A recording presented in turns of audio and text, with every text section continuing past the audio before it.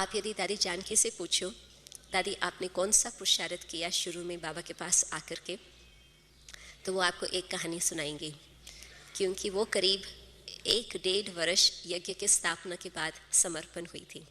और सब बाकी 1937 में जैसे ही यज्ञ स्थापन हुआ, सब दादियाँ और फिर दादी जानकी करीब 1-1.5 साल के बाद, तो इसने बाबा से प्रश्न पूछा कि बाबा अभी मुझे मेकअप करना है, और उस समय तो सिर्फ 1.5 वर्ष की बात थी। अभी हम अपना हिसाब लगाते हैं, और यदि हम ज्ञान में 5 साल 10 साल 20 साल से आए हैं, तो वो आप सोचो कि 40 इयर्स का एब्सेंस, 50 इयर्स का एब्सेंस, 60 इयर्स का एब्सेंस, वो किसको ख्याल होता है कि हम अपना इतना फास्ट पुरुषार्थ करके मेकअप करें? ख्याल रहता? जब मैं आई थी तो उस समय 1968, तो उस समय मैंने सोचा कि जो मेरे से पहले आ चुके हैं उन्होंने 31 इयर्स का योग मेरे से अधिक कमाया है, मैं वो 31 इयर्स का योग कैसे मेकअप कर सकती? तो मैंने अपना बहुत डिसिप्लिन का योग का चार्ट रखा था उन दिनों में।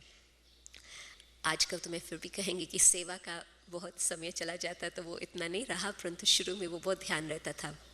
तो दादी ने जब 1.5 साल के फ़र्क के लिए बाबा से पूछा, तो बाबा ने उसको कहा, बच्ची तुम कम से कम 6 बारी हर मुरली स्टडी करो। तो दादी ने क्या सोचा कि मैं हर मुरली 12 बार स्टडी करूं। और आप शायद सोचते होंगे कि उन दिनों में तो समर्पण होने के बाद तो बस दिन भर ज्ञान योग इस तरह की ही जीवन चलती थी। नहीं, दिन भर कम से कम 18 घंटा यज्ञ की सेवा चलती थी। दादी कर्म योग शब्द इतना नहीं पसंद करती, परंतु यज्ञ सेवा, तो 18 घंटा कम से कम यज्ञ सेवा चलती थी। और बाकी समय आप कहेंगे उसमें तो सोना भी है, खाना भी है। तो दादी का कौन सा समय जाता था? सोने का समय। बेंच बनी होती थी और बेंच पर ही दादी बैठ करके मुरली पढ़ती थी, रात्रि के समय जागरण करके।